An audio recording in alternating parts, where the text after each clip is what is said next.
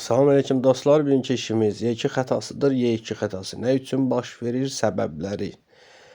Suallarınızı şərh bölməsində yaza bilərsiniz. Gözləməyiniz, cavablar gözləməyiniz, səbirli olmağınız tövsiyə olunur. Deməli, Y2 xətası əsasən qış aylarında kombin işlədib, yay aylarında kombin işlətməyəndə daha çoxunda rast gəlinir. Gördüyünüz pompa hissəsi, yəni yayda dayandığı üçün paslanmadan və digər problemlərdən dövr etmə getmir, yəni gərginlik verəndə dövr etmə getmir və su sirkulyasiya olunmur. Yuxarı hissədə bu esenjor hissəsində qaz yandığına görə su da sabit qaldığı üçün suyun temperaturu qalxaraq istilik sensorumuz vasitəsilə beynə temperaturun yüksəldiyi qeyd olunur və kombi avtomatik olaraq Y2 xətasını göstərir.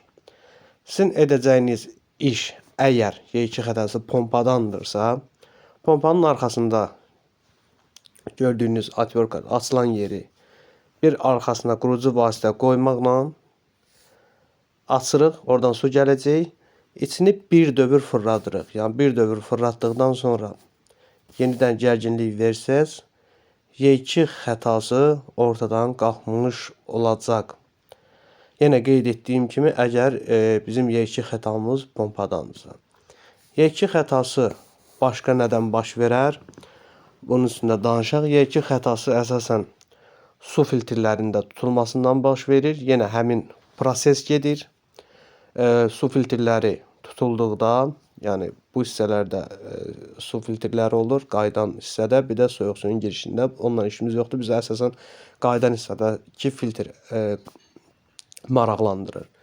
Filtr tutulduqda suyun dövr etməsi yavaşlayır. Qazımızın sərfiyyatı normal sərfiyyata uyğun olduğu üçün yenə temperatur qalxaraq qaynama problemini göstərir. Filtri açıb, yəni təzyiqi öncə düşürdüb, sonra filtri açıb təmizləməklə problemi aradan qaldıra bilərsiniz.